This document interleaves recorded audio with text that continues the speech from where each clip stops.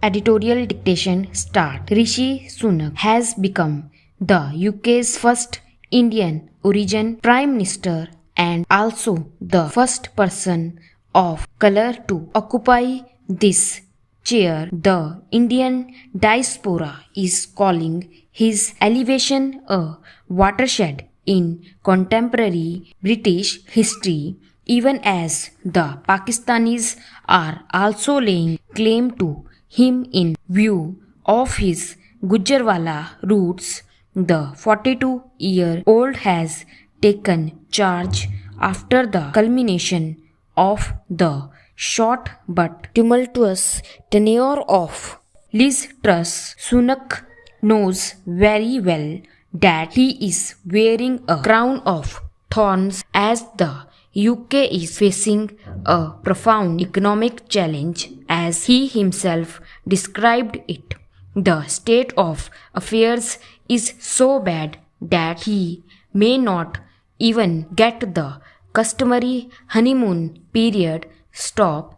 The euphoria among Indians worldwide must be tempered by willingness to ask key questions. Will Sunak's premiership ensure closer India-Britain ties? Will the free trade agreement be finalized sooner than later and provide a level playing field?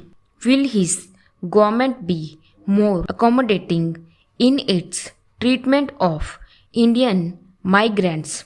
The answers may not be conclusively in the affirmative, going by how Indian origin Home Secretary Suella Braverman went ballistic over the UK's asylum system and the influx of migrants during her brief term that ended ignominiously last week. Sunak's priority will be safeguard British interests at all costs. India is not likely to have a central place in his scheme of things as he strives to pull Britain out of a cost of living crisis that has brought the former colonial master to its knees. He may have to take some difficult decisions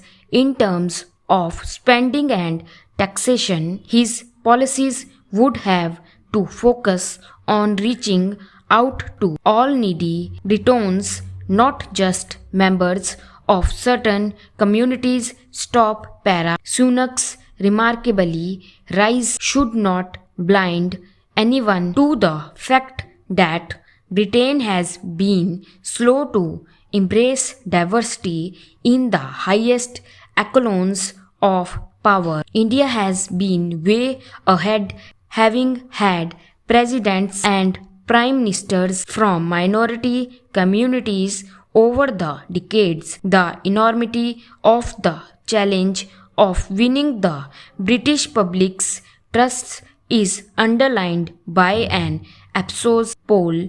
36% of the people think Sunak would make a good PM, while 46% are rooting for opposition leader Sir Keir Starmer. Stop